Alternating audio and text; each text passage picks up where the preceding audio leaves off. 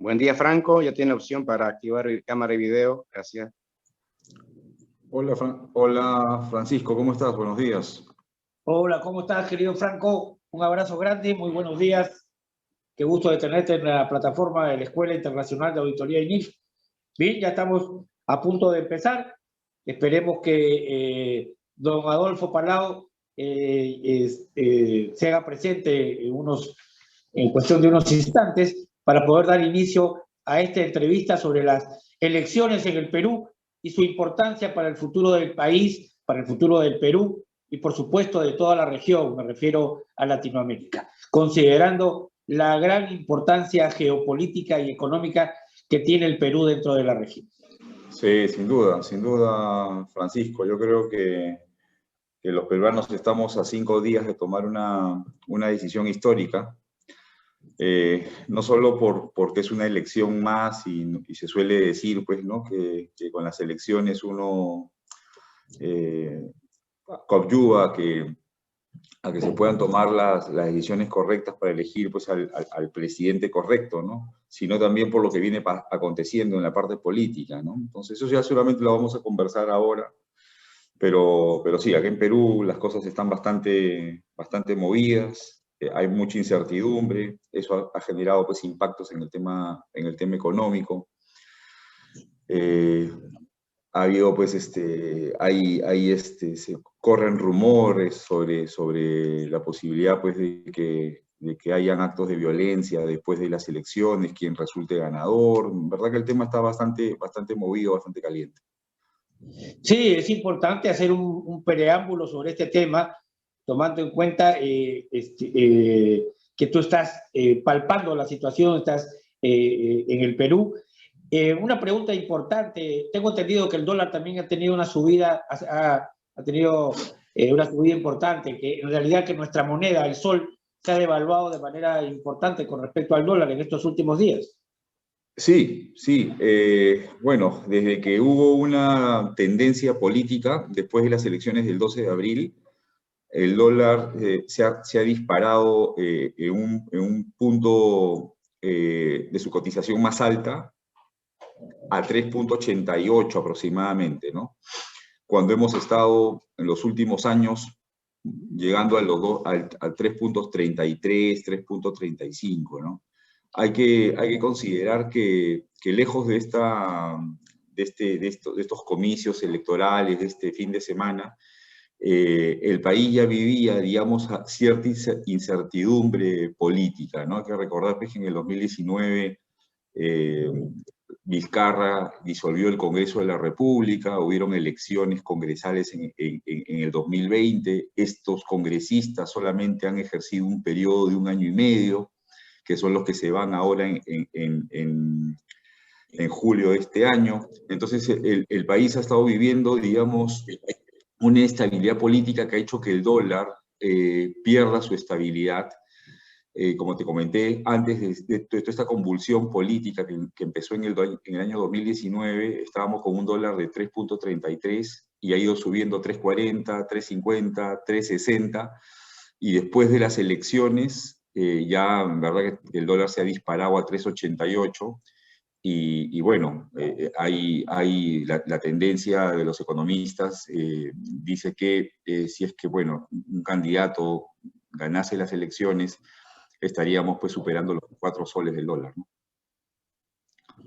Bueno, yo tengo otros pronósticos y podemos hablar de eso, ¿no? Porque yo escribí hace poco un artículo sobre las elecciones en el Perú y el efecto Castillo, y acá no hay, digamos, no hay que descubrir la pólvora porque ya está descubierta.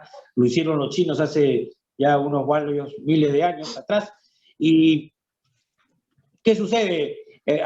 Así como en el Ecuador, una reacción favorable por parte de los mercados internacionales tras la elección de Guillermo Lasso, un hombre de centro derecha conservador, la posibilidad de que el comunismo arribe al Perú haría de que inmediatamente, o sea, al día siguiente, el nivel de riesgo país se incremente de manera significativa, que los instrumentos financieros que se negocian en los mercados internacionales, valga la reiteración, también cayeran varios puntos hacia abajo, ¿no?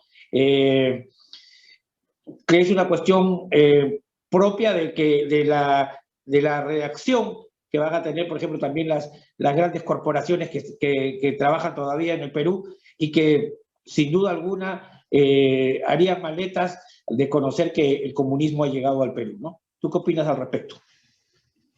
No, exactamente, coincido contigo, Francisco, ¿no? La economía de nuestro país se basa principalmente en la industria extractiva, ¿no? En el sector minero, ¿no?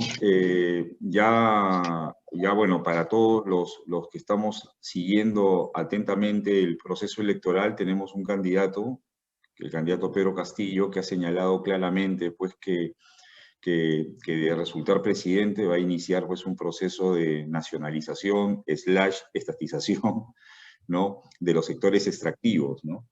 Y cuando hablamos de sectores extractivos, no solamente hablamos de minería, sino también estamos hablando de pesca, ¿no? Entonces, ahí corremos un grave riesgo porque estas inversiones que ya se encuentran en nuestro país trabajando, creo yo, de manera, cumpliendo con las normas ambientales, las normas laborales, en la industria minera, obviamente, seguramente van a tener que replegarse, van a tener que mover esos capitales, esas inversiones, y bueno, y el Perú va a cerrar su puerta al mercado internacional, le va a poner el candado, le va a poner el picaporte, y en realidad no sé qué va a pasar aquí dentro del país, ¿no? Bueno, vamos a darle la bienvenida a don Adolfo Palau Mariaca, que ya está en la plataforma, y yo les pediría a ambos que conecten su video para que la gente pueda verlos, porque esto se va a transmitir vía Zoom a través de la plataforma de la Escuela Internacional de Auditoría INIF y también desde nuestro canal de YouTube. Una vez que termine la entrevista, vamos a subir la misma en nuestro canal de YouTube para que sea de conocimiento no solamente del Perú, sino de todo el resto de Latinoamérica y también para los peruanos que están en otras partes del mundo, como Estados Unidos, Europa, Japón, etcétera, etcétera. Bien, antes que nada, me gustaría escuchar el saludo de don Adolfo Palau Mariaca. Adelante, querido Fito. ¿Cómo estás, Francisco? Un saludo también para Franco y para todos los oyentes de este importante seminario, ¿no? Con un tema que para nosotros en el Perú, y creo que para toda la región, es de crucial importancia, ¿no? Las elecciones que van a hacer este domingo. Bueno, antes que nada vamos a hacer, ahí tenemos en la diapositiva, en la pantalla, el flyer que nosotros hemos publicitado en esta última semana, y mucha gente nos ha estado preguntando por qué Franco Velasco y Adolfo Palau, perdón, es una cuestión bien sencilla. Los economistas ya se han pronunciado abundantemente, los científicos en términos de economía, ya han dado su veredicto con respecto a esto, su pronóstico con lo que podría suceder en el Perú.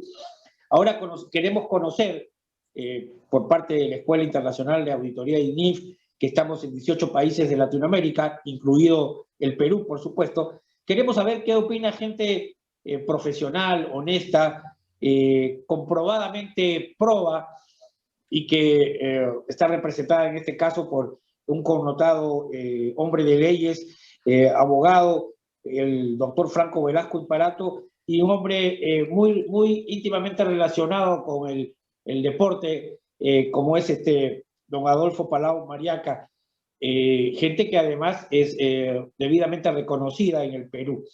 Entonces queremos conocer la opinión de ellos con respecto a lo que podría eventualmente suceder no solamente con el Perú, porque esto va a tener una repercusión, lo que se llama en economía el efecto dominó.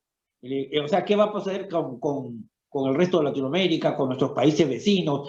¿Qué va a pasar con las tendencias políticas en Latinoamérica? Considerando, por ejemplo, que hay países que están muy expectantes como Brasil y Estados Unidos, con lo que podría pasar con el Perú, así como también están expectantes otros países como Cuba, Venezuela, Nicaragua, Bolivia, con los resultados de estas elecciones. Nosotros hemos preparado un pequeño cuestionario que vamos a ir haciéndolos conocer para que ustedes nos den sus impresiones con relación a estas próximas elecciones de este domingo que se viene, domingo 6 de junio. El número no es muy, no es muy amigable porque 6 de 6. Faltaría un 6 para que esté asociado con el diablo, la fecha, ¿no? Así que no, a mí particularmente no me gusta mucho, ¿no? Pero bueno, esperemos que no sea muy indicador de lo que podría suceder con el Perú. Ustedes, a ver, vamos a empezar con Franco Velasco Imparato. ¿Qué es lo que esperan de estas elecciones del próximo 6 de junio, querido Franco? Adelante. Francisco, ¿qué tal? ¿Cómo estás? Buenos días. Antes de ello, quería comentarte que estoy tratando de activar la cámara por si acaso y me aparece que el host tiene, digamos,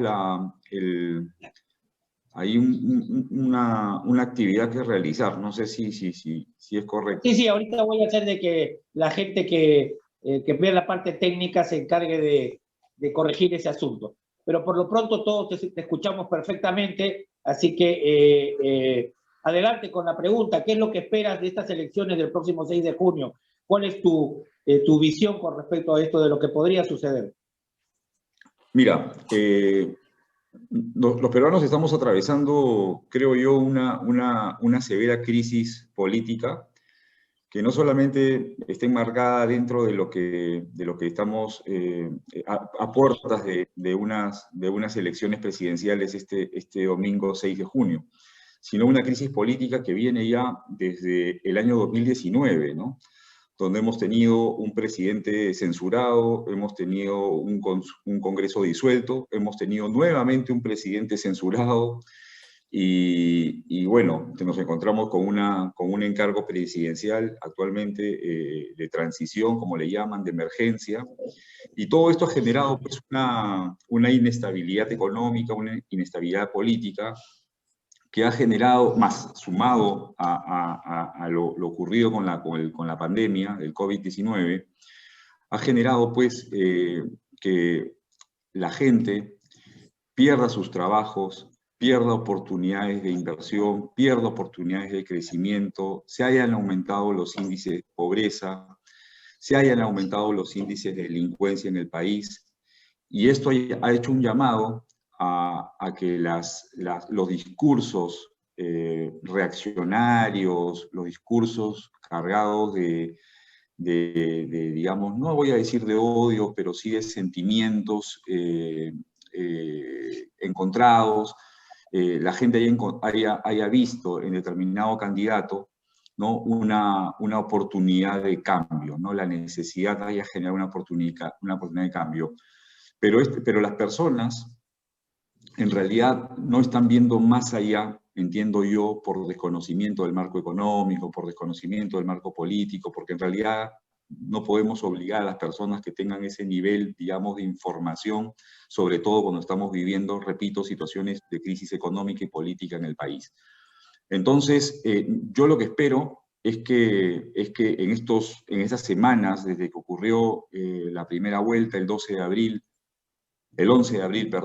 a estas elecciones de segunda vuelta del 6 de junio, los peruanos hayamos hecho un franco proceso de reflexión, de análisis, de investigación, y que podamos tomar una decisión en realidad basado en el bienestar del país, en el bienestar de la población, porque no podemos tomar decisiones básicamente con el odio, con enconos, porque yo ya soy esclavo de mis palabras y yo ya adopté una postura por muchos años que hice tendencia en Twitter, en redes sociales, y ahora me veo obligado a tener que desmarcarme de una posición política y tener que juntarme a otra posición política que sabemos podría resultar muy, muy peligrosa para el futuro del país. Bueno, muy interesante tus comentarios, tus apreciaciones. Don Adolfo Palau, Fito para tus amigos, ¿qué nos dices tú al respecto? ¿Qué es lo que esperas de estas elecciones de este próximo domingo 6 de junio? Gracias, Francisco. Un saludo para mi amigo Franco Velasco. Principalmente yo tengo una profunda vocación democrática y no quiero jactarme de nada, pero bueno, hay algunas personas y con su propio derecho, en algunos casos justifican los golpes de Estado, por ejemplo, ¿no? Para mí no son justificables los golpes de Estado ni los regímenes totalitarios, ni de derecha, ni de izquierda, ni de centro, ¿no? Y yo creo que se tiene que respetar la voluntad popular, sea cual fuere. Y yo espero que este domingo el pueblo vote a conciencia, que nos acordemos de lo que hemos vivido durante los más de 20 años que hemos estado con la amenaza del terrorismo. Y bueno, es indudable que tenemos al otro lado una opción que también tiene mucha resistencia, que es la que encarna la señora Fujimori, pero creo que tenemos que poner en la balanza qué es lo que ofrece uno y qué es lo que ofrece el otro, independientemente de la mochila que puede tener. Y sobre todo hay algo que sí que hay que delindar, ¿no? Los hijos no tienen que cargar la culpa de los padres. Cada uno lleva su propia mochila, ¿no? Si el papá de una persona fue un gran delincuente, el hijo no tiene por qué cargar esa culpa, ni viceversa. Si el hijo es un delincuente, el padre no tiene por qué cargar esa culpa. Entonces, yo creo que este domingo se puede jugar mucho en el futuro en el Perú, porque todo lo que se ha ganado con tanto esfuerzo, con discrepancias o coincidencias con el modelo económico que se implantó desde el año 1990, se ha logrado ahorrar. Hemos tenido, tú lo sabes mejor que yo, Francisco, no sé si las reservas internacionales eran 70.000, 80.000 millones de dólares, y cuando entró Fujimori al poder en el 90, Alan García le había dejado 75 millones de dólares de reservas internacionales, ¿no? Entonces, todo ese esfuerzo que se ha hecho, los ajustes que se han hecho durante estos 20 años, no se puede botar al agua. Sí tiene que haber correctivos, sí tiene que haber mejoras, y creo que la clase política se ha dado cuenta en estos momentos. Pero es muy importante, es muy trascendental la decisión que podemos tomar, y sobre todo que tenemos que mirar lo que está pasando en países amigos como Argentina, por ejemplo, donde están en ese vaivén de que entran o salen a un gobierno socialista o de tendencia de izquierda, o lo que está pasando lamentablemente en Venezuela, ¿no? Donde sí hay una dictadura cruenta, una dictadura férrea, una dictadura genocida, que es la que ha heredado Maduro de Chávez, ¿no? Bueno, esto también es importante, algo mencionaste con respecto a las reservas internacionales. El Perú, acá tengo el último informe del Fondo Monetario Internacional, ocupa el tercer lugar en Latinoamérica, ojo, después de Brasil y México, que están en el grupo de los G20, o sea, para aquellos que no conocen, el grupo de los 20 países económicamente más poderosos del mundo, y entonces, y por encima de Colombia, Argentina y Chile, ¿no? Que son economías muy fuertes dentro de Latinoamérica. Entonces, eso se podría venir abajo si nuestro país se ve asociado con tendencias comunistas. Acá tengo una pregunta de carácter histórico, Franco. El domingo 18 de mayo de 1980, ojo, después de que don Fernando Belaúnde Terry, que en paz descanse, ganara las elecciones, ocurrió un atentado terrorista, el primer atentado terrorista conocido por parte de Sendero Luminoso, y que don Fernando dijo, esos son unos avijeros. Evidentemente fue un error de apreciación enorme por parte del arquitecto Belaúnde, y hace un par de semanas atrás ha ocurrido un ataque senderista, de otras características, por supuesto, en el Brain, donde hubieron 16 víctimas. ¿Será este un presagio del caos en el que podría caer el Perú? Franco, adelante, por favor. Mira, nuevamente, ¿no? Yo creo que tenemos que pasarnos seguramente horas para poder opinar, comentarles, ¿Qué es lo que ha pasado en el Perú pues, en los últimos 30 años, en los últimos 20, en los últimos 10 años, ¿no? Lo cierto es que estos grupos terroristas, estos grupos que generan, digamos, la violencia en nuestro país, que han asesinado cruelmente a policías, campesinos, gente inocente, civiles, tienen una presencia por responsabilidad absoluta del Estado, ¿no? Hay lugares en nuestro país que nosotros llamamos sitios remotos, zonas rurales, bastante alejadas, que se encuentran absolutamente olvidadas. Yo he tenido la oportunidad, como parte de mi desarrollo profesional, de dedicarme muchos años a la actividad, me sigo dedicando a la actividad minera, y he tenido la oportunidad de viajar y estar en lugares donde se llega prácticamente a pie, en balsa o en helicóptero, ¿no? Y he podido ver pues, el abandono en que se encuentran muchos peruanos, ¿no? Porque todos son peruanos, ¿no? Así estamos hablando de un campesino en la zona más remota o de un nativo en la comunidad nativa más remota, todos son ciudadanos peruanos. Y yo me he quedado sorprendido de la ausencia del Estado peruano. Entonces, obviamente, ¿no? Esto se convierte pues, en un caldo de cultivo para estos grupos que tratan de aleccionar a nuestros niños, tratan de aleccionar a los comuneros, a los nativos, básicamente con estos pensamientos pues, insanos, ¿no? Que se han venido reflejando en los últimos años en nuestro país, ya no como violencia militar, como partidos militares subversivos, sino a través ya de movimientos políticos, que en este caso como el Movadef, ¿no? Que es un partido, básicamente, Sendero Luminoso se quitó, digamos, el uniforme senderista militar y se puso, digamos, el traje de corbata, saco y corbata, para iniciar pues, una carrera política, aprovechando nuevamente lo que te acabo de comentar, esa ausencia del Estado peruano en las regiones más pobres de nuestro país, principalmente las de la sierra, ¿no? Huancavelica, Purímac, Cusco, Moquegua, Ucayali, Madre de Dios, en la selva, etcétera, etcétera, ¿no? Entonces,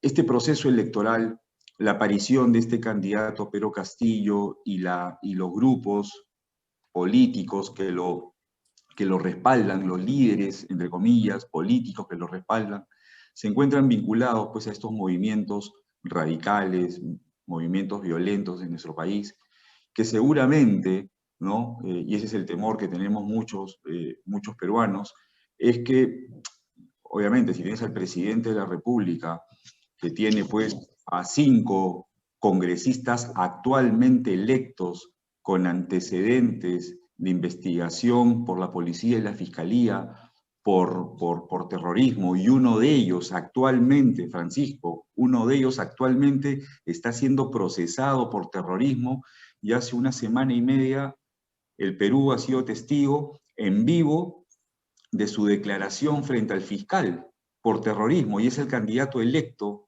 por Lima, por el partido de Pedro Castillo.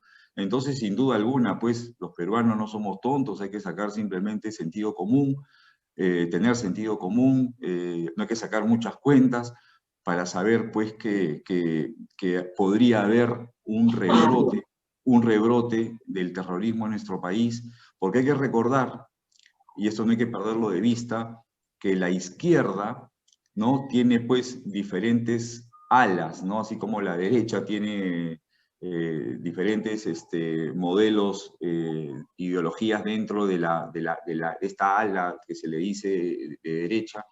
En la izquierda resulta lo mismo, ¿no? Tenemos alas radicales, que es básicamente la que encarna Movadef actualmente, y tenemos otros pues, que son los que nosotros les llamamos los caviares, ¿no? Como por ejemplo la ex candidata Verónica Mendoza y digamos la gente que finalmente la rodea, ¿no?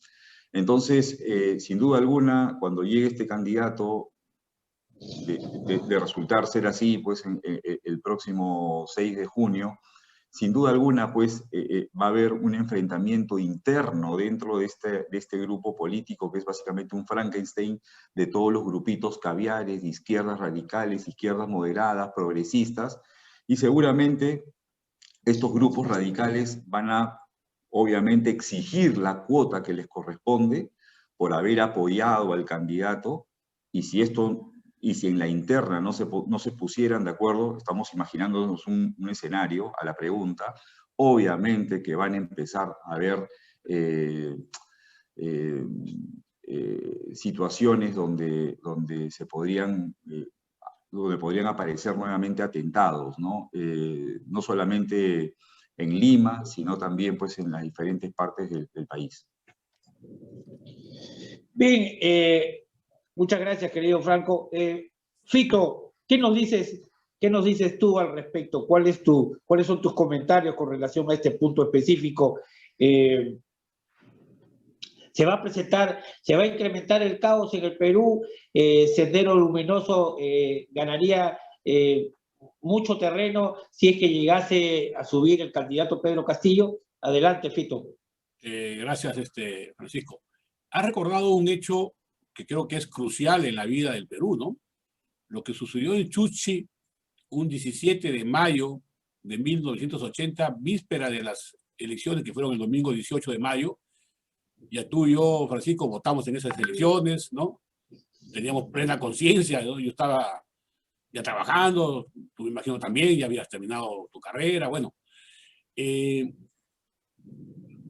Inicialmente ese hecho pasó como inadvertido.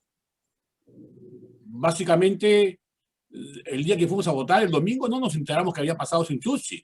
Claro, los medios de comunicación del año 89 eran los mismos medios de comunicación de ahora. A los días siguientes nos enterábamos más o menos de lo que había pasado y nadie le dio importancia, porque la ciudad siempre ha tenido eso, ¿no? De que mientras que no pasara en la ciudad, no nos importaba mucho lo que pasara en el resto del país o lo que no pasara en el resto del país. Como ha dicho Franco, hay mucha parte del Perú que están olvidadas y todos ellos somos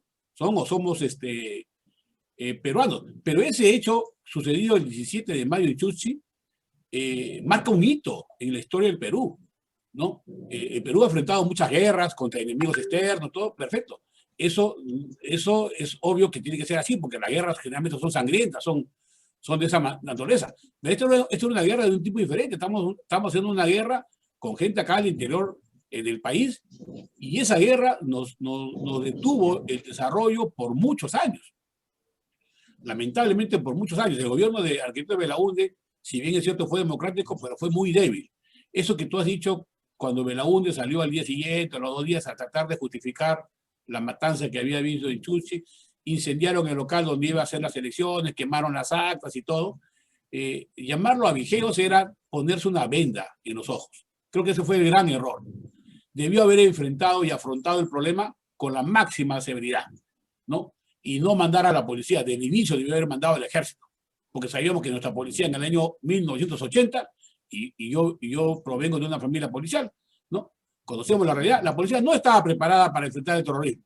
Se pasaron 2 años cuando se tuvo que hacer el estado de emergencia en Ayacucho, y recién ahí comenzar a afrontar, y la escalada era cada vez mayor. Entonces, si nosotros mismos vamos a votar ahora por esa opción, es porque, como también acá lo dijo Franco, Sendero Luminoso obviamente no se puede presentar pues con el cartel de Sendero Luminoso, eso es imposible, ¿no?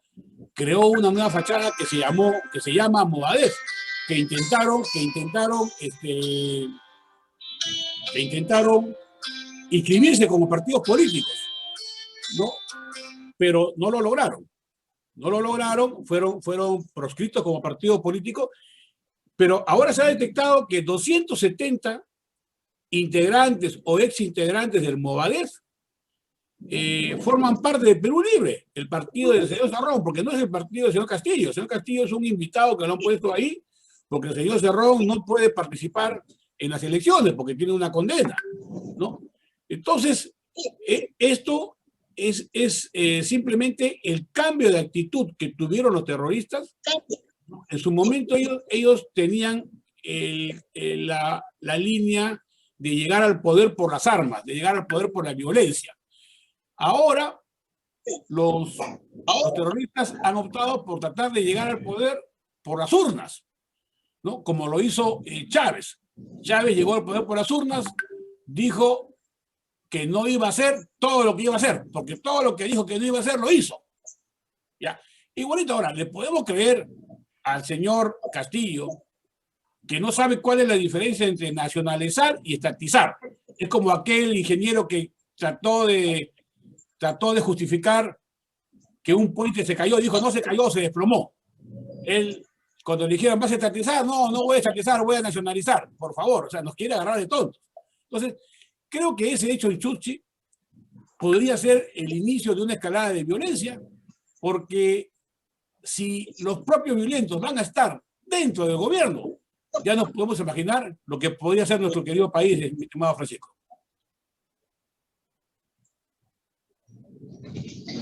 Bien, muchas gracias.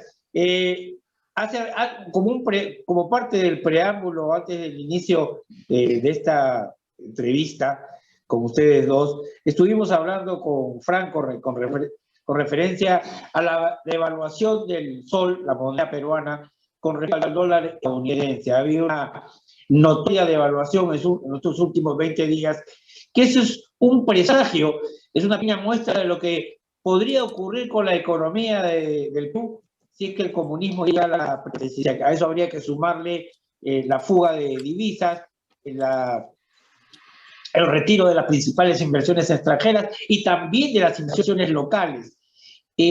¿Cuál es tu comentario al respecto, querido Franco? Adelante. Nuevamente, lo que conversábamos antes de iniciar el programa, Francisco, el tema político está pues indudablemente vinculado a los aspectos económicos, ¿no?, de un país, sin duda alguna, ¿no? Y bueno, ya para nadie es un secreto cuál es la tendencia política del señor Castillo, cuáles son la ruta de gobierno que va a seguir en el país. Lo decía Fito hace un momento. Utiliza pues términos que están estrechamente vinculados al comunismo, como expropiar, estatizar, nacionalizar, ¿no? Y sin duda alguna, pues muchos de los peruanos, que en su gran mayoría son emprendedores. Estamos hablando más del 80% de los peruanos son emprendedores que tienen negocios propios, que se las arreglan en las calles, se las arreglan día a día, tienen la tiendita, ¿no?, que vende los abarrotes, tienen, digamos, la carretilla donde venden, digamos, los desayunos, los emolientes, los pancitos con palta, los pancitos con queso, tienes al taxista de todos los días, ¿no? Entonces, saben, sin duda alguna, que podría ocurrir un desastre económico en nuestro país, y sin duda alguna, pues, el dólar perdería, pues, seguiría perdiendo su valor, su peso en el mercado, y encarece, lógicamente, alza el valor, el precio del dólar, ¿no? Lo va disparando poco a poco. Yo te contaba un poco las estadísticas cuál era, digamos, el tipo de cambio en nuestro país. Hace 2 años estábamos con un dólar, en el 2019, 3.33, 3.35, ¿no? Y a raíz de los problemas políticos que hemos vivido, ¿no?, el dólar ha ido creciendo, el tipo de cambio ha ido creciendo en desmedro de la economía del país, a 3.40, 3.50, 3.60, y ya cuando, digamos, las cartas estaban echadas sobre la mesa, estamos hablando del mes de marzo, para las elecciones de la primera vuelta, ya el dólar estaba bordeando los 3.70, y cuando ya se produjeron los resultados de la primera vuelta, el dólar ya se había disparado por encima de los 3.80. Ahora estamos más o menos entre 3.85, 3.88, que es un punto de cotización histórico en el país. El dólar nunca ha llegado a ese valor. Y lo que está ocurriendo ahora es que muchos ciudadanos, muchos peruanos, están tratando de vender sus soles, que seguramente después de las elecciones no tendrán el mismo valor, valdrán mucho menos, van a comprar menos dólares con esos soles, entonces obviamente el precio del dólar se sigue disparando, ¿no? Ya algunos analistas en economía han previsto que si el candidato Castillo logra ganar las elecciones este domingo 6 de junio, el dólar podría estar superando tranquilamente los cuatro soles, encaminándose a los 4 soles 50, ¿no? Y se va a producir un desmadre, además, en el país, ¿no? Porque la gente desesperada va a sacar la plata de los bancos, ¿no? Va a salir a la calle a comprar dólares, el dólar va a escasear, el precio se va a disparar, y bueno, y ahí empieza todo un derrumbe, ¿no? De manera sistemática en la economía de nuestro país, ¿no? Porque eso va a generar impacto, repito, en las industrias extractivas, principalmente en el sector minero, digamos, en el sector industrial, en el sector inmobiliario, y se produce pues un efecto en cascada descomunal. Yo le comentaba a algunos amigos, y también en algunos cursos y seminarios, que el país iba a atravesar por 3 hitos, ¿no? Un primer hito era hasta el 11 de abril de 2021 con la primera vuelta. Un segundo hito, desde el 12 de abril hasta el 5 de junio, o el 6 de junio si quieres, que es, digamos, la fecha de la segunda vuelta. Y un hito que es desde el 7 de junio hasta el 27 de julio, donde va a haber una serie si es que el candidato Castillo asume el mando del país, van a haber una serie de eventos y accionar de parte de muchos sectores, policías, militares, grupos civiles, empresarios.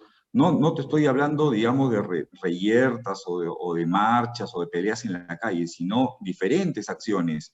El movimiento de los capitales, movimiento de divisas, cierre de empresas, empezar a tomar medidas en los temas laborales, como aplicar suspensiones perfectas, resolver contratos, la gente va a ir a los bancos a sacar la plata. Entonces, ¿por qué? Porque cierto es que el señor Castillo, entre el 6 de junio hasta el 27 de julio, no va a poder, digamos, accionar legalmente, porque todavía no es presidente de la República, ¿no? Entonces, hay mucha gente que va a empezar hasta incluso a emigrar del país, va a coger su plata y se va a ir del país. Entonces, esperemos que este escenario, que aparentemente es sombrío para nuestro país, no se pueda materializar. Tú me hacías la primera pregunta: ¿qué espero yo de los peruanos en estas elecciones? Yo espero que tengan la madurez para poder reflexionar y puedan tomar la decisión de hacer un voto pensando en su país, ¿no? Bueno, muchas gracias, Franco.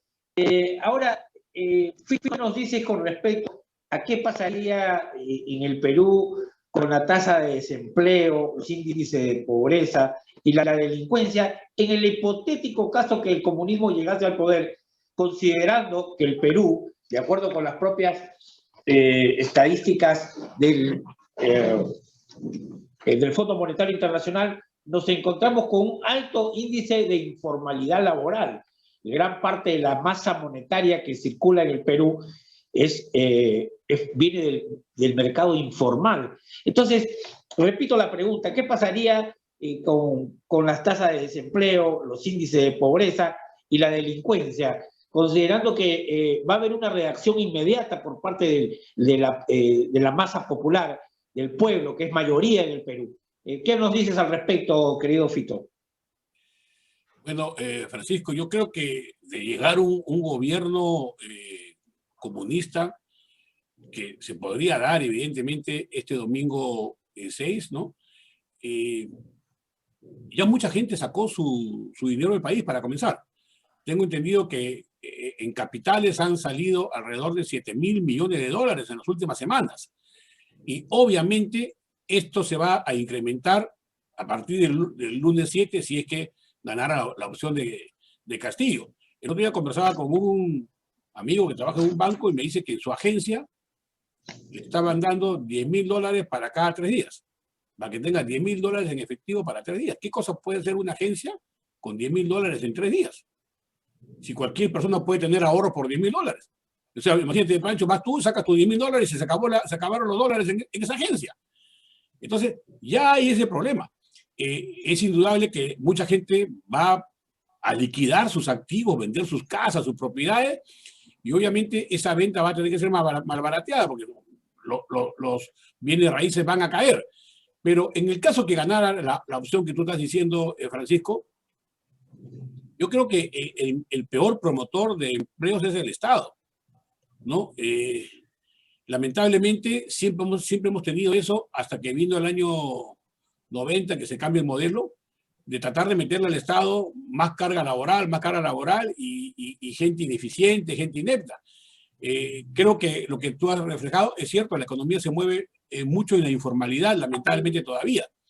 Y creo que ahí está el gran error, el gran desacierto, que no se pudo formalizar a toda esa gente y sobre todo meterlos en el tema tributario, porque toda esa masa, la gran mayoría no tributa, la presión tributaria es demasiado baja acá en el país y muy alta para los que sí tributan, porque solamente puede sacarle impuestos a los que ya pagan. Al que no paga no le puedes sacar. Pero de ganar la opción esta, lamentablemente acaba de venir una crisis económica terrible.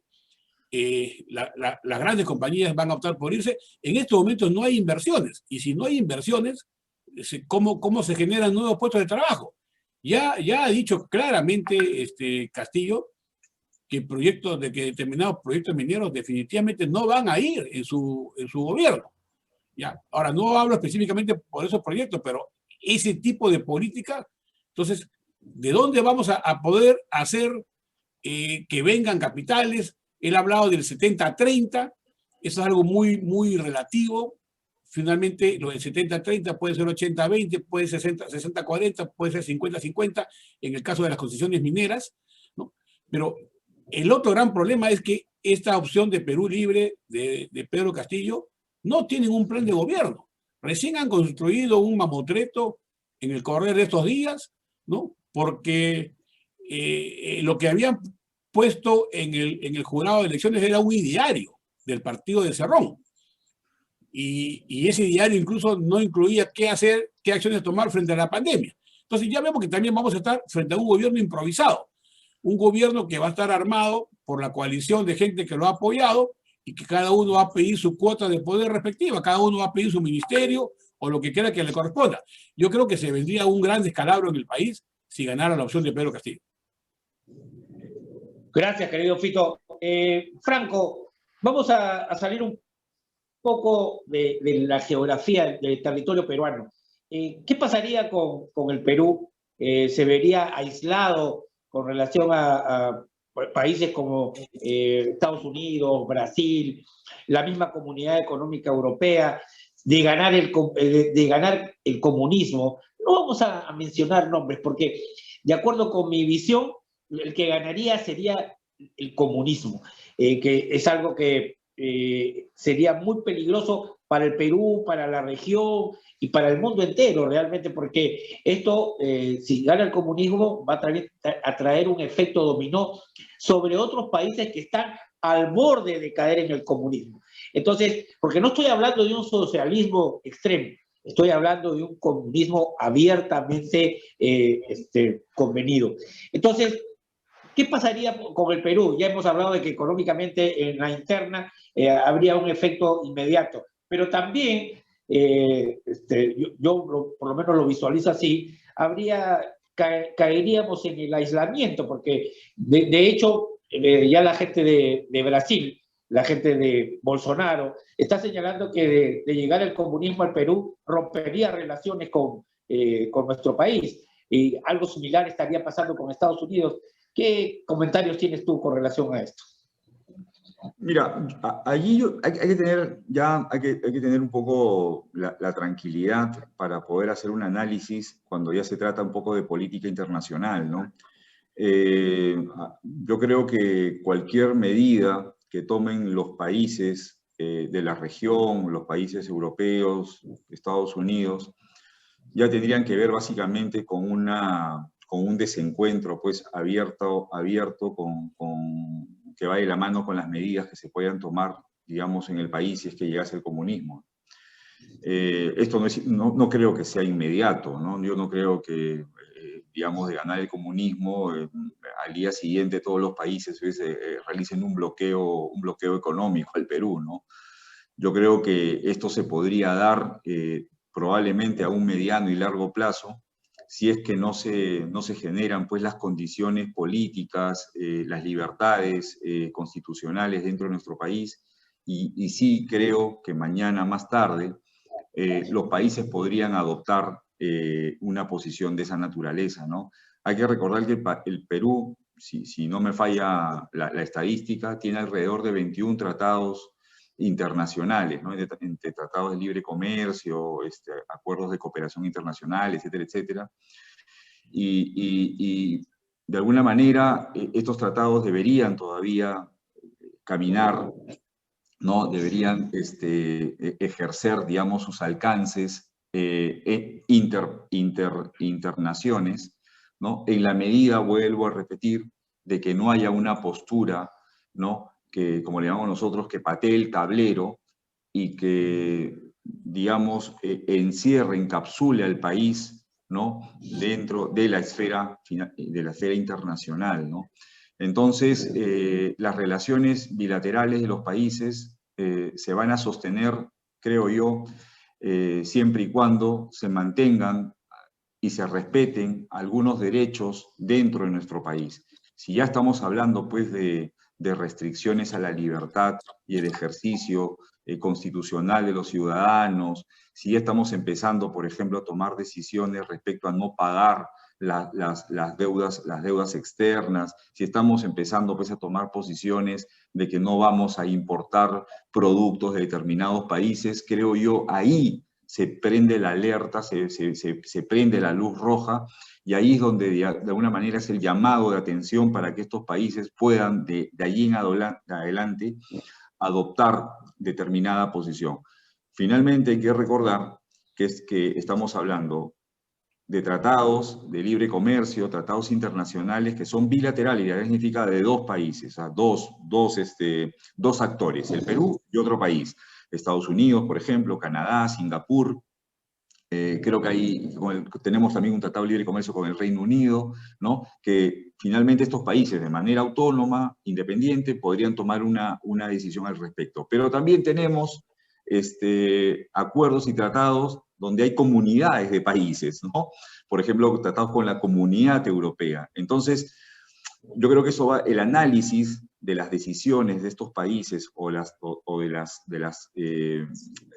las asociaciones internacionales van a ir caminando en función de cómo se vaya desarrollando el marco político, económico y las decisiones que se tomen al respecto, si es que tuviésemos un modelo comunista radical. De acuerdo con la información que ha llegado a nuestras oficinas, entendemos que Pedro Castillo habría declarado que una de las primeras cosas que haría sería deshacer los tratados de libre comercio que tiene firmado el Perú y desconocer la deuda con los organismos multilaterales, llámese Fondo Monetario Internacional, Banco Interamericano de Desarrollo. ¿Qué me dices al respecto? Porque eso sí fomentaría el aislamiento de nuestro país, ¿no?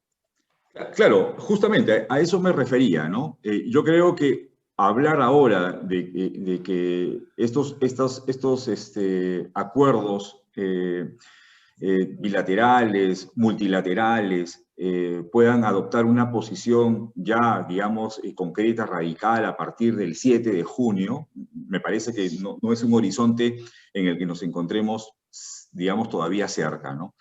Pero si hubiesen posiciones, medidas, acciones en las cuales sí el gobierno del Perú ya, digamos, vestido con un manto, digamos, de izquierda comunista, tome ese tipo de medidas, obviamente habría una reacción inmediata de la comunidad internacional, ¿no? Entonces, por eso hablaba también hace un momento en la pregunta anterior, yo creo que hay hitos, ¿no? Y esos hitos, vamos a estar cerca del tercer hito, para mí, ¿no? Político, que va a ser a partir del 7 de junio hasta el 27 de julio, ¿no? Y ahí habría que ver, porque acuérdate que también el que resulte ganador, según la práctica que ha venido ocurriendo los últimos 15, 20 años, es formar comisiones de transición, ¿no? El país que está en un periodo de transición de gobierno presidencial, digamos, de alguna manera se sobrepara, ¿no? Hace una desaceleración en la parte de la gestión pública porque, digamos, sabe que ya no puedes tomar decisiones porque podría ser de alguna manera sujeto, el funcionario me refiero, sujeto de una denuncia, porque dicen, ¿no?, que tú ya te estás yendo del gobierno, por lo tanto viene un nuevo equipo de gestión pública, un nuevo equipo de funcionarios, y a eso se le llama, digamos, el periodo de transición. Yo creo que ese periodo de transición, ese hito entre el 7 de junio y el 27 de julio va a ser muy, muy importante para saber lo que va a ocurrir en nuestro país en materia económica. Bien, muchas gracias, querido Franco. El comunismo, sumado al efecto coronavirus, al impacto de la pandemia del coronavirus en la economía del Perú, podría sumir al país en la mayor crisis de su historia. ¿Qué nos dices con respecto a esto, querido Fito Palau? Adelante. Gracias, Francisco. Bueno, de por sí la pandemia nos ha sumido en una situación crítica en la parte económica. Los peruanos no teníamos claro, ni lo tenemos aún, cuándo se va a recomponer toda la vida acá en el país. No sabemos cuándo vamos a llevar nuestra vida normal. Recién están vacunando a las personas de 63 y 64 años. Y no se sabe cuándo se va a terminar de vacunar a todos los peruanos, a pesar de que ya aparentemente ahora sí ya se han adquirido formalmente las vacunas, ¿no? Cosa que hasta inicio de este año no se sabía cuándo ni qué cantidad iban a llegar las vacunas. Creo que ahora sí ya han contratado adquisiciones por 60, 70 millones de dosis, lo cual ya garantiza que, calculo que en año y medio todos los peruanos estarán vacunados. Pero sin temas políticos que perturben la estabilidad política, ya la sola pandemia ha destrozado la economía. Hay muchas empresas que han cerrado y generalmente, principalmente han cerrado los emprendedores, los pequeños negocios, el pequeño restaurante, los que no tenían la espalda para poder soportar una crisis tan larga. Ya tenemos, en estos momentos son 16, 15, 16 meses de paralización o de semi-paralización, de que los negocios abren y cierran. Y esto ha afectado fundamentalmente al sector laboral, que muchos han quedado desempleados. Si a esto le sumamos que por la lógica consecuencia de que se trate de implantar un gobierno comunista, va a haber una corrida espectacular de capitales, nadie va a querer invertir, nuestros bienes raíces van a bajar tremendamente. Yo creo que sí pudiera haber algo muy, muy grave, muy serio para el país. ¿Recuerda, Francisco, cuando ya estaba electo el señor Ollanta Humala y mucho se le asociaba también con una postura de izquierda, en ese momento estaba vivo todavía Chávez en Venezuela, le decían que él iba a hacer lo que Chávez decía, y en un momento, yo creo que él, secundado por su señora esposa, hacen un viro en su línea política y se van más al centro y calmaron a todo el empresariado con una sola decisión, que fue ratificar en el cargo a quien estaba de ministro de Economía en ese momento en el gobierno saliente de Alan García.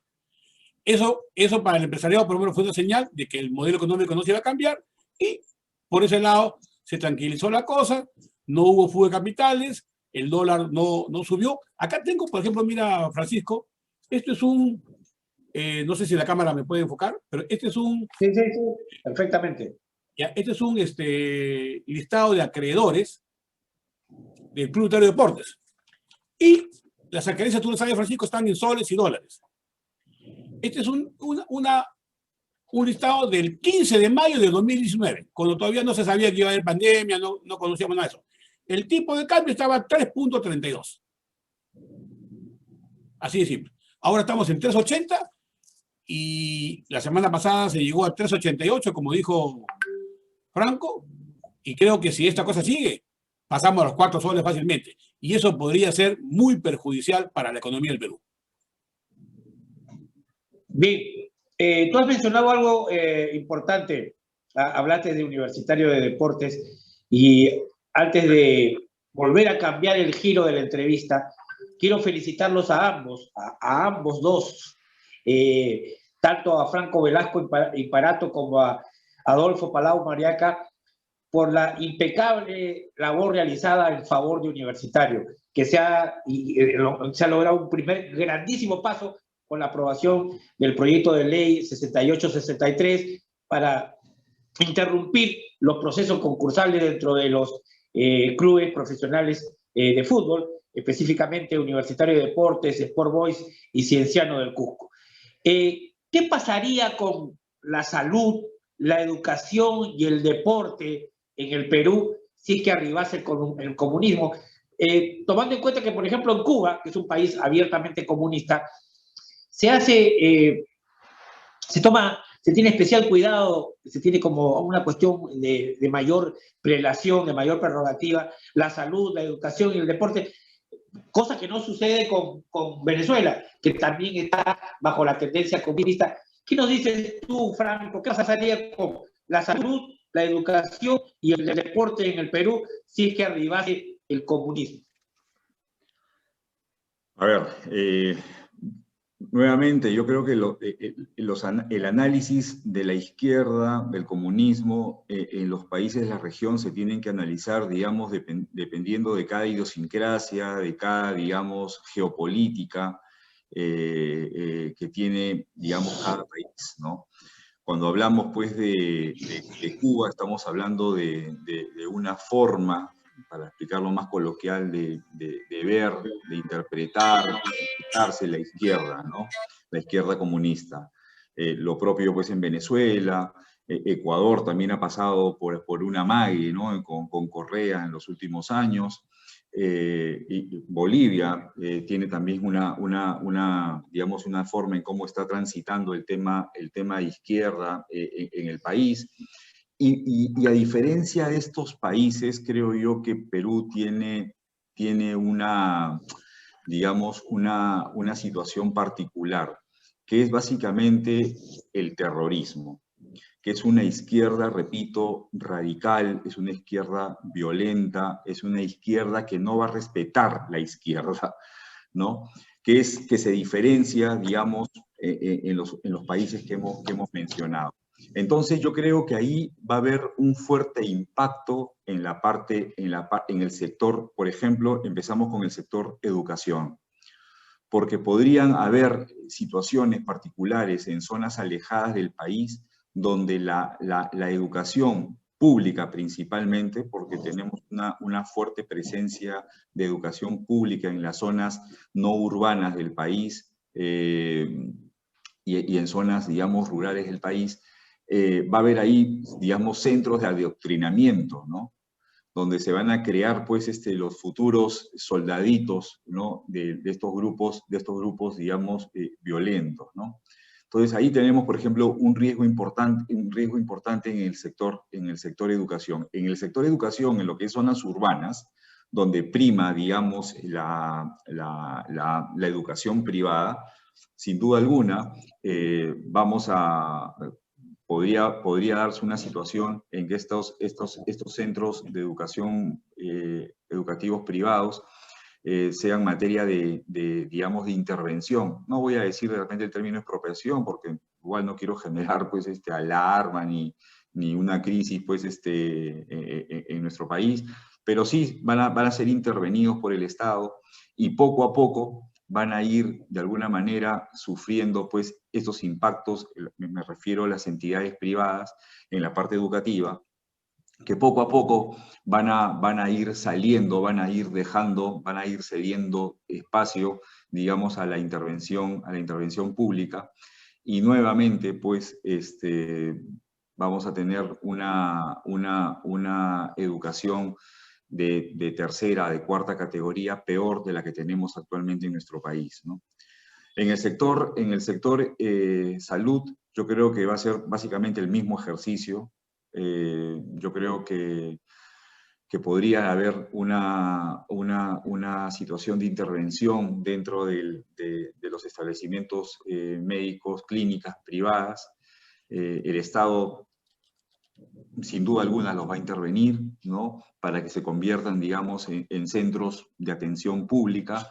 Y nuevamente, ¿no? Estamos hablando, pues, de que quién paga, quién mantiene, quién hace gestión en estas instituciones de salud privadas que hoy, de alguna manera, vienen reemplazando al Estado peruano en una finalidad pública que es constitucional, porque eso sí es cierto, ¿no? El discurso del señor Castillo tiene un sustento, y lo decíamos al inicio del programa, ¿no? Cuando hablamos de falta de presencia, estamos hablando de falta de presencia principalmente en el sector salud y en el sector educación, que son finalidades públicas del Estado peruano, ¿no? Yo hablaba con un amigo en Argentina y me decía, bueno, que la están pasando muy mal, que la crisis económica, etcétera, etcétera, pero el niño va al colegio, ¿no? Con una muy buena educación pública en Argentina, ¿no? Entonces, hay que hacer el análisis dependiendo, digamos, de la realidad de cada país, dependiendo de cuál es la madurez que tiene la ideología política en cada país. Y yo creo que en el Perú el tema de la izquierda, el tema del comunismo, es un zafarrancho, digamos, político, y ahí es donde yo creo que radica el peligro.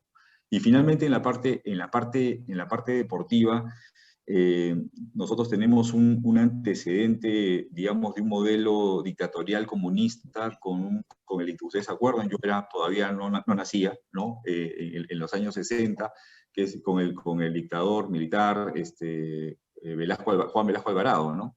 Y a mí me cuentan, ¿no? Yo no puedo dar fe porque no viví esa época, pero me cuentan, por ejemplo, que no era muy amigo digamos, de las actividades deportivas, por ejemplo, del fútbol profesional, ¿no? Y creo que se suspendió el campeonato profesional, ¿no? Entonces, volviendo un poco viendo el pasado y volviendo nuevamente al presente, hay que ver, pues, cuál es la tendencia que va a tener el modelo, si es que gana un modelo comunista en el Perú, que se podría, digamos, generar en el tema deportivo. El tema deportivo, lamentablemente, y ahora hago un análisis un poco más general, muy al margen del resultado de las elecciones de este domingo, el tema deportivo en nuestro país se encuentra en total abandono. Una de las razones por las cuales hoy los peruanos, principalmente los jóvenes, no tienen definido o no tienen clara cuál es la situación política de su país, no conocen la historia de su país, muy aparte del tema educativo, nosotros que estamos metidos en el tema de deporte, creo que tiene que ver por esta falta del desarrollo integral del deporte a nivel nacional, a nivel de país, ¿no? La práctica deportiva genera bienestar en la persona, genera competitividad, genera espíritu de equipo, genera disciplina, genera salud en la parte mental, salud en la parte física, genera estabilidad emocional, genera temperamento, genera personalidad. Yo tengo una hija que hoy tiene 16 años, que entró a hacer gimnasia muy chiquitita y debido a sus buenas condiciones fue seleccionada nacional acá en Perú. Estuvo muchos años siendo seleccionada nacional de gimnasia artística, ¿no? Y yo cuando le escucho hablar, ¿no? Escucho a una persona con 16 años muy madura, ¿no? Y con ella yo converso del tema político y ella tiene las cosas muy claras en el tema político, ¿no? Y muchas de las cosas que ella, a sus cortos 16 años, cuando emite opinión, tienen que ver básicamente con lo que ella ha aprendido en la parte deportiva, ¿no? Porque ella utiliza utiliza, digamos, mensajes o frases como el tema de que tenemos que estar unidos, tenemos que hacer una fuerza, ¿cómo puede ser posible Entonces, yo creo que en la medida de que nosotros en nuestro país hayamos menguado el tema educativo y el tema deportivo, ha generado justamente que los peruanos hoy, una gran parte de la votación juvenil, vaya a saber cuál es la decisión que tomen este domingo, ¿no? Entonces, yo sigo pensando que un gobierno con una tendencia comunista no quiere de repente desarrollar el deporte porque sabe que un deportista tiene la posibilidad también de poder conocer otras realidades, ¿no? Y se convierten en focos de infección, en el buen sentido de la palabra, para, digamos, sus pensamientos e ideologías, digamos, que quieren implementar, digamos, en escuelas, en centros educativos, ¿no? Acuérdense que muchos de los países con modelos cerrados comunistas han tenido sus principales fugas en deportistas, ¿no? Y muchos de los deportistas, como por ejemplo en las Olimpiadas de Berlín, como por ejemplo en las Olimpiadas de Múnich, perdón, y en otros juegos deportivos de fútbol, vóley, olimpiadas, panamericanos, hemos tenido de parte de los deportistas básicamente este tipo de acciones en donde se ha rescatado, digamos, los valores democráticos, ¿no? Hace poco, una deportista en nuestro país, maratonista, Inés Melchor, ¿no? Huancaína ella, se plantó, ¿no? A través de un video, un Twitter, ¿no? Hizo saber cuál era su posición como deportista, hacernos saber que la dedicación, el esfuerzo y la disciplina que ella ha logrado a través de muchos años, se lo ha ganado ella a base de esfuerzo y que nadie se lo va a quitar, ¿no? Eso significa un deportista. Ella es el mejor ejemplo hoy contemporáneo de lo que significa un deportista, ¿no? No estoy hablando, ojo, no estoy hablando del deportista, digamos, mediático, que normalmente viene del fútbol, ¿no? Estoy hablando de los deportistas que luchan contra un sistema que le ha sido adverso y que han podido superar esa adversidad y saben lo que significa esforzarse dentro de un país y saben lo que significa haberse ganado a pulso lo que tienen, lo poco que tienen el día de hoy, y que, bueno, obviamente nadie tiene ningún derecho de quitárselo, ¿no? Entonces, el deporte, creo yo, que se podría convertir, digamos, en un modelo de salvación en nuestro país, ¿no? Y también en un frente de lucha mañana más tarde contra estos modelos dictatoriales, comunistas, que quieren atentar contra los derechos fundamentales, constitucionales de las personas. Bien, vamos ahora a preguntarle a Fito Palau. Esto, ante la abierta posibilidad que existe, ante la potencial posibilidad de que exista, que llegue el comunismo al Perú, ¿cómo afectaría esto los procesos concursales de los clubes de fútbol, especialmente Universitario de Deportes, que es algo que nos une a los tres? ¿Qué podría ocurrir con el futuro cercano del Club Universitario de Deportes? ¿Cómo podría afectar esto los bienes de Universitario que están valorizados en más de 400 millones de dólares, considerando que las tendencias comunistas históricamente no son muy respetuosas del derecho propietario? Entonces, ¿cuál es tu visión al respecto, querido Fito? A ver, Francisco, antes permíteme de lo que había hablado Franco respecto al deporte. Lamentablemente acá en el país no existe una política deportiva. Hay leyes del deporte que han tenido más parches que la cámara del triciclo de un ropavejero, y que en la práctica estas leyes del deporte no sirven para nada. Aquí Franco recordó el mensaje que mandó Inés Melchor y que fue socarronamente usado, y estoy usando el término más benévolo por el jefe de Castillo, el señor Cerrón, cuando a Inés Melchor le da este tema del virus, ¿no? del COVID, Cerrón como que celebra que le ha dado el coronavirus a Inés Melchor y pone coronavirus con K. O sea, como que se alegra que un peruano se haya infectado con el virus, ¿no? Entonces, eso da lugar a la catadura moral. Coincido con lo que dice Franco en el deporte, ¿no? Su hija ha sido deportista, la mía también, la mía juega ajedrez, ahora está viviendo en España, y ella también va a votar es su decisión de ella, ¿no? Va a votar por la opción de la señora Fujimori, y hoy día he publicado también en mi Facebook un video de Daisy Cori. Ella también es una ajedrecista de talla mundial, que también ha optado por lo mismo. Entonces quería hacer ese pequeño paréntesis. Ahora, en lo que respecta a los procesos concursales, primero quisiera dar una alerta. En los años 70, cuando era presidente, primero fue Juan Velasco Alvarado. Recuerda que una de las primeras acciones que ellos hicieron fue la reforma agraria. Y la reforma agraria era básicamente para provincias. La reforma agraria no afectaba a Lima, fundamentalmente, ¿no? Cuando hablo de Lima, la ciudad, ¿no? Pero en un momento, cuando estaba Cecil Griffith de presidente de la U, la reforma agraria intentó afectar Campomar. Ya. En esos momentos se hicieron los contactos políticos y, bueno, se olvidaron del intento de afectar Campomar y quitarnos Campomar. Ahora hemos visto hace unas semanas cómo en dos terrenos, en dos ubicaciones cercanas a Campomar, uno es en la playa de La Chira, en la Herradura, y otro es en Lomo de Corvina, ahí en la Panamericana. Intentaron hacer invasiones al respecto.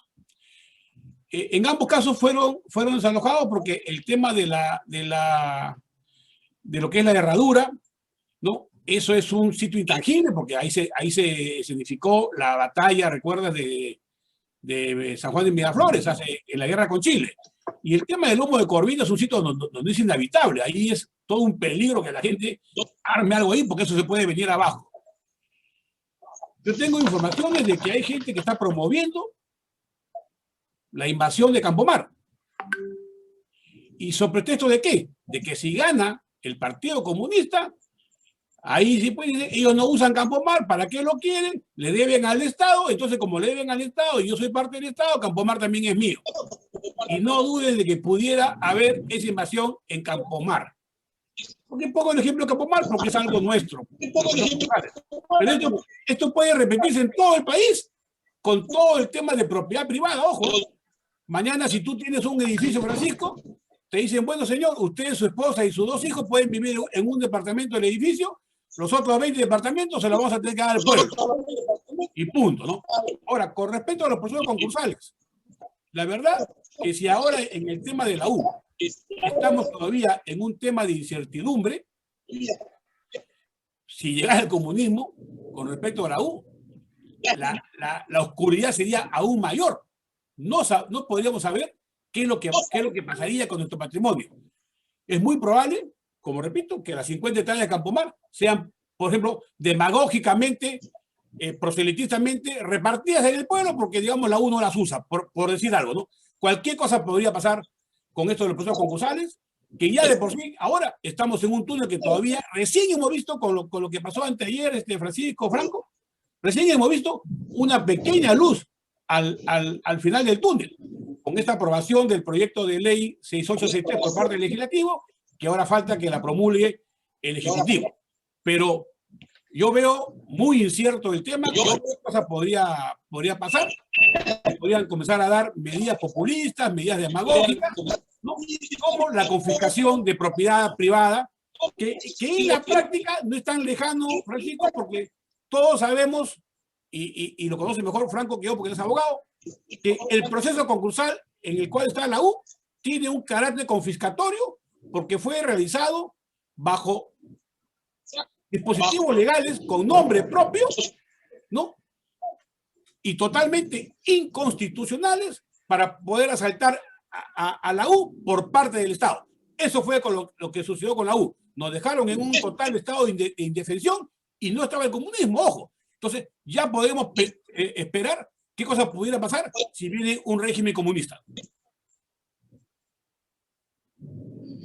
Bien, muchas gracias, querido Fito. Para ir cerrando esta entrevista, a la cual yo les agradezco infinitamente por haber aceptado su participación, ¿qué mensaje le dejarías a tus cientos de seguidores, especialmente la gente de Universitario de Deportes, con relación a las elecciones del próximo 6 de junio? Franco Velasco Imparato, adelante. Y de paso aprovechas para despedirte de tu público. Gracias, Francisco. Yo quiero redondear un poco lo que acaba de señalar Fito. Hay que recordar que Universitario de Deportes, a diferencia de los demás clubes, tiene activos inmobiliarios que encima están estratégicamente ubicados, ¿no? Campomar tiene 52 hectáreas, el Lolo Fernández está en el corazón del Cercado de Lima, Breña, ¿no? El Estadio Monumental. Y si estamos hablando pues de expropiar, nacionalizar, estatizar, cuidado con lo que le podría pasar a Universitario de Deportes y poner, entre comillas, a disposición del pueblo, ¿no? Entre comillas, utilizando esta frase, digamos, bendita, ¿no? A disposición del pueblo, para vivienda o para construir algo, digamos, las instalaciones de Universitario de Deportes, ¿no? Me sumo a lo que, digamos, a la preocupación de Fito. Y para terminar, bueno, nuevamente, ¿no? Yo lo que le pido a los hinchas de Universitario de Deportes es básicamente tener madurez y reflexión para tomar una decisión este 6 de junio, ¿no? Los hinchas de la U, como digamos en todo, como en un país, en un distrito, en una provincia, en un club, ¿no? Están, digamos, divididos entre adolescentes, jóvenes que son los que votan, adultos y adultos mayores, ¿no? Yo me estoy dirigiendo al hincha de la U joven, al que tiene la capacidad este 6 de junio de poder votar de manera consciente respecto de lo que podría ocurrir en nuestro país, de lo que le podría ocurrir al club que tanto aman, ¿no? Estos jóvenes, digamos, nacidos terminando los 90, que no han visto, digamos, la época dorada de Universitario de Deportes y que probablemente son hinchas porque el papá es hincha, o porque el tío es hincha, o porque los amigos del barrio son hinchas, pero que no han vivido en carne propia lo que nosotros hemos vivido con Universitario de Deportes y lo que hemos vivido también en el Perú, ¿no? Hemos vivido épocas de violencia, hemos vivido desabastecimiento, hemos vivido los peores momentos con Alan García, hemos hecho cola, hemos visto cómo se ha prostituido el dólar, ¿no? Con los 12 apóstoles, el dólar MUC. Hemos visto, hemos vivido la dictadura de Fujimori, hemos visto militares en la calle, hemos vivido verdaderos toques de queda, ¿no? Hemos vivido cómo sonaban las sirenas por ataques terroristas, hemos visto a amigos que tenían sus papás militares, sus papás policías, verlos morir, verlos sufrir por la pérdida de sus padres, de sus tíos, ¿no? Y hemos visto también, repito, la época dorada de Universitario de Deportes, ¿no? Entonces, ese grupo, esa promoción, esa generación que nació finales del 90, ya a partir del año 2000 en adelante, les pido reflexión, les pido madurez este 6 de junio, porque solamente los peruanos tenemos en nuestras manos la capacidad de poder cambiar cuál es el destino de nuestro país de cara al bicentenario, de cara a estos 5 años que vienen. Muchísimas gracias, querido Franco Velasco, y renuevo mis felicitaciones por el grandísimo trabajo que has hecho, que estás haciendo y que vas a seguir haciendo, estoy seguro de eso, en favor de Universitario de Deportes. Una labor muy, pero muy aplaudible, una labor ejemplar, muy profesional y muy seria y muy proba de parte. Querido Franco, te agradezco nuevamente por haber aceptado la invitación de la Escuela Internacional de Auditoría INIF y te deseamos desde acá la mejor de las suertes en tus actividades profesionales y personales. Fito, ¿qué mensaje tienes tú para la gente del Perú para la gente universitaria cara a estas próximas elecciones el domingo 6 de junio. Adelante. Gracias, Francisco. Antes quisiera fijar algunas posiciones, ¿no? El 11 de abril, cuando se supo los resultados, yo abiertamente dije que yo no iba a votar por Pedro Castillo. ¿Por qué? Porque simplemente yo no soy comunista y no tengo ninguna afinidad con el comunismo. Yo creo en las libertades y a mí nadie me puede decir ni cómo pensar ni qué hacer. Eso no quiere decir que no podamos vivir en un orden, en sociedad, en un orden civilizado donde hay reglas de juego claras. Eso es correcto. Nadie puede hacer tampoco lo que le da la gana, ¿no? Pero también tengo que decir que yo desde el 5 de abril del año 92 soy antifujimorista, abiertamente, ¿no? Quienes me conocen de aquella época lo saben perfectamente. Yo no transijo con el fujimorismo, para nada. Pero también lo he dicho ahora, los padres no cargan la culpa de los hijos, ni los hijos la culpa de los padres. La señora Fujimori podrá tener sus defectos, pero a ella no le podemos achacar los errores o los delitos que haya cometido su padre. Su padre fue un dictador, eso es correcto, pero ella creo que tenía 15 años cuando su padre cometió las cosas que hizo, ¿no? Lo que sí veo, el error de la señora Fujimori es que siempre estuvo rodeada del mismo entorno de su padre, pero como también se ve el entorno de Pedro Castillo, que hay mucha gente ligada, no solo al comunismo, sino también con vínculos comprobados ya con Sendero Luminoso. Entonces, en esa disyuntiva es que yo he optado por votar por la opción de la señora Fujimori, en el entendido que ella ha hecho una apertura y no va a gobernar sola, porque ella obtuvo 13% de los votos válidos. Castillo obtuvo 19% de los votos válidos. Pero finalmente, de los votos emitidos no eran ni 19 ni 13.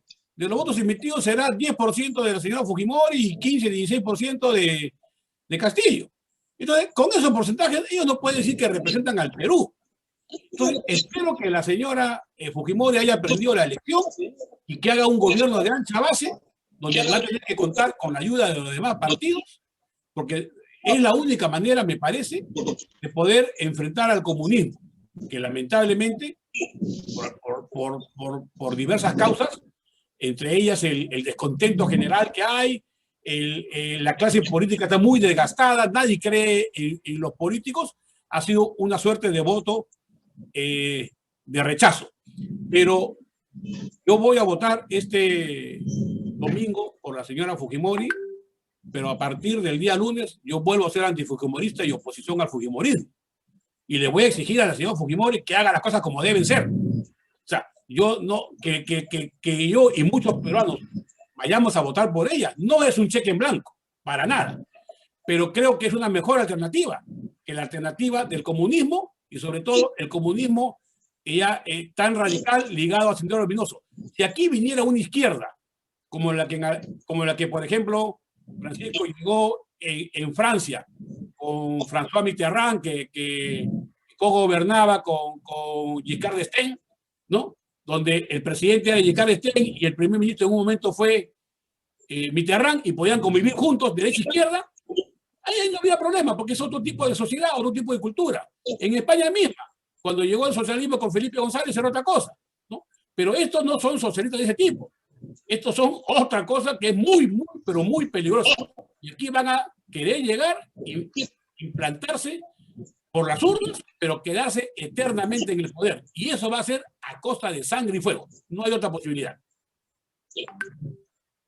Bien, querido Fito, aprovecho también para felicitarte nuevamente por la tremenda labor que vienes haciendo en favor de Universitario de Deportes, una labor encomiable, tremendamente rigurosa y que ha servido de mucho para que podamos lograr la aprobación de este pedido de ley 68-63 que va a interrumpir el proceso concursal.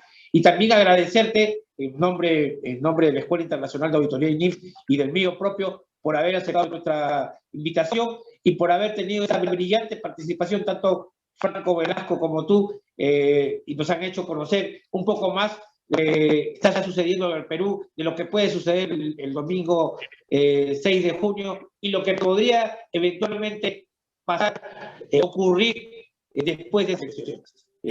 Yo me despido, les agradezco nuevamente su participación y les deseo la mejor de las suertes. Sí, Fito, adelante. Sí, no, para terminar, te agradezco tu palabra con respecto a la U, pero es justo reconocer que tú también eres parte de esa lucha, desde tu Santa Cruz de la Sierra en Bolivia, desde que hace año y medio más o menos tomamos contacto, tú has participado en forma decisiva, desde tu sitio en la trinchera como corresponde, en forma democrática, leal y legal, y creo que también es justo reconocer eso, como es justo reconocer que esto no solamente es de lo que estamos acá, sino de miles de hinchas que hemos logrado este primer paso, que ojo, no es que ya ganamos, ese es un primer paso para lograr mayores objetivos.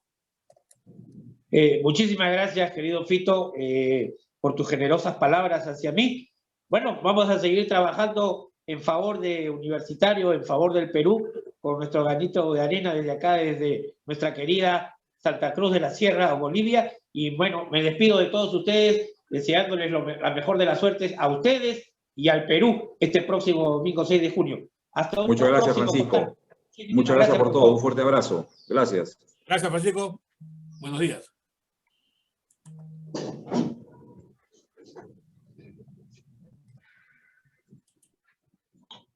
Paseñita te entiende. Las compras de la semana cuestan más. Por eso, Paseñita